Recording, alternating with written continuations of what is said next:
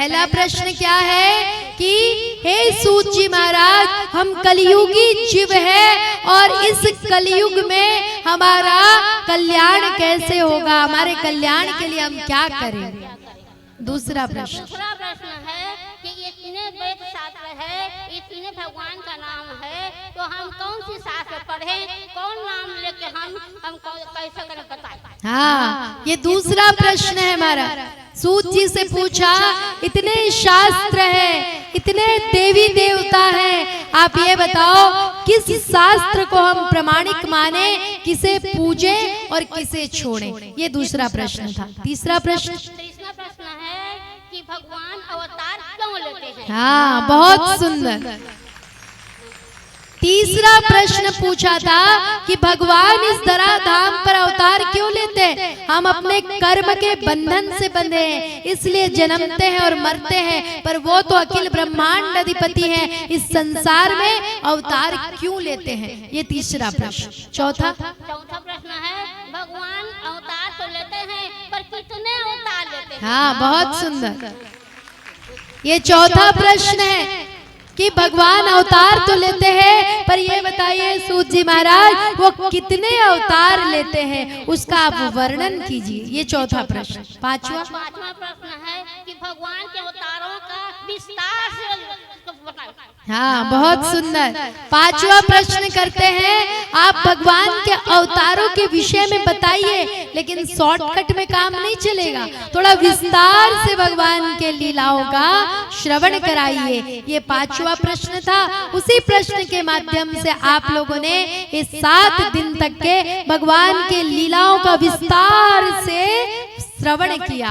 अब छठवां प्रश्न माता जी। छठवां प्रश्न है, जब भगवान धराधाम से जाते हैं तो धर्म किसकी शरण में जाती है। हाँ, ये छठवां प्रश्न है महाराज। कि सूत जी महाराज से कहा कि जब आप लीला संवरण करके चले जाते हैं तो ये धर्म किसकी शरण में जाता है। एक बार जोरदार करतल ध्वनि के साथ माता जी का स्वागत करेंगे। आपका बहुत बहुत स्वागत, अभिनंदन कि ऐसे श्रोता भी हमें भाग्य से प्राप्त होते हैं। ये 6 प्रश्न। अब आपके छठवें प्रश्न का उत्तर दे दूं कि आप ही देंगे। हाँ, तो ठाकुर जी कहते हैं कि अरे उद्धव, मैं इस धरा धाम को छोड़कर कहीं नहीं जाऊंगा।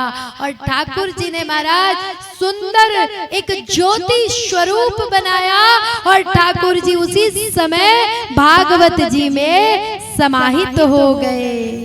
तो धर्म किसके शरण में जाता है।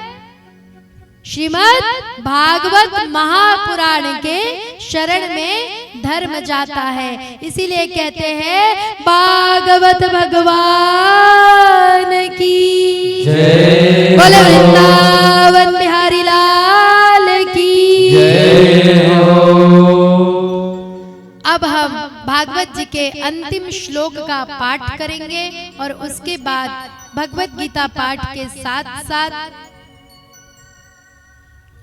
तुलसी वर्षा, सहस्त्र धारा सभी कार्य को संपन्न करेंगे और फिर भोग प्रसाद लेकर ही यहाँ से जाएंगे। अंतिम श्लोक पाठ करने से पूर्व जितने भी हमारे आयोजक बंधु हैं, मैं आप सबको इस व्यास मंच में बहुत बहुत धन्यवाद ज्ञापन करना चाहती हूँ। सबसे पहले हमारे मुख्य यजमान श्रीमती दुर्गा गंगाधर पटेल जी, श्रीमती दुर्गा पटेल, श्री गंगाधर पटेल जी और उनकी पुत्री अर्पिता पटेल, आपको व्यास मंच से बहुत बहुत अभिवादन। ठाकुर जी आपके ऊपर ऐसी ही कृपा बनाए और आप ऐसे ही बड़े बड़े आयोजन करते रहें और भगवान की भक्ति में आपका मन सदैव लगा रहे।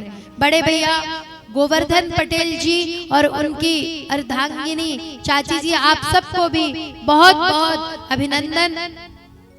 और हमारे इस कार्य में सबसे अधिक पहले दिन से लेकर के देखिए अभी भी लगे हुए हैं हेम सागर भैया, उनकी सपत्निक, उनको बहुत बहुत व्यासपीठ से मैं अभिवादन कर